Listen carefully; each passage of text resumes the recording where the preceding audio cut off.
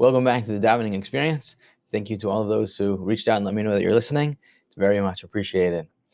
When we refer to davening is referred to as being omeid bifnei hamelech, standing in front of a king. V'shalach lamaise means that when a person is incapable of standing in front of a king, a person's drunk, let's say, so then a person is not allowed to daven because you have to be able to be standing in front of the king. Why is davening referred to specifically as Omeid Bifnei Hamelech? Why refer to Kadosh Baruch Hu specifically as the king? Why not Omeid Bifnei Ribono Shel Olam, the Borei Olam? There are lots of names for Hashem. Why is it specifically being Omeid Bifnei Hamelech? Davening is an act of recognizing and making Hashem a Melech.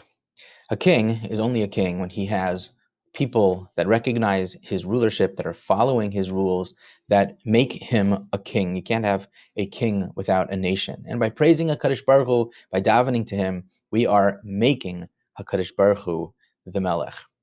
The words in Shemana Esrei we know are very deep. They were written by Anshe Knesset Hagdol. They were written involving Nevi'im. And it's very interesting. We spoke about the pattern of 3, but what we didn't really speak about is the pattern of 4. Because we speak about the avos, we speak about their midos, and those are 3. But there's always a name of Hashem. Kel, Gadol, Giba Benora, Kel Elyoin.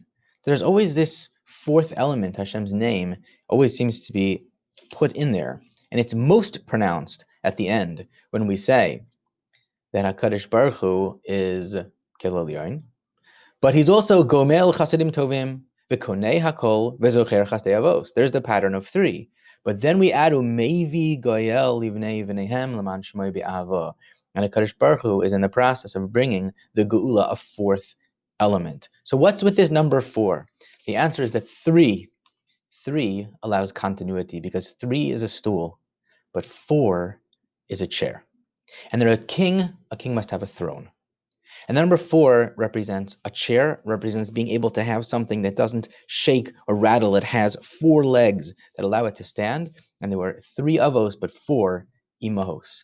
And the ones that actualize things, that make things real, that have the baby, those are the ones that bring a Kadosh Baruch Hu into the world. And that's what's called malchus, making sure that a Kadosh Baruch Hu's presence is actually here, is recognized, is being fulfilled in the world. And that's why the 4th element, of course, is geula, is the redemption, is the fulfillment of all of the malchus of a Kadosh Baruch Hu. And that's the 4th element you always find, that a Kadosh Baruch Hu has all these attributes, but he's always Hashem, and he's maybe Goel, and he is the 4th element. The 4th element means that we are creating the throne for HaKadosh Baruch Hu, the chair for HaKadosh Baruch Hu in this world. And that's why, if you take a look in Sefer Yechezkel, you'll find that when Yechezkel Navi describes the throne, the Kisei HaKavod of HaKadosh Baruch Hu, the number 4 is very prominent. There are 4 faces, there are 4 creatures, and it represents the idea of the actualization of the Malchus of HaKadosh Baruch Hu.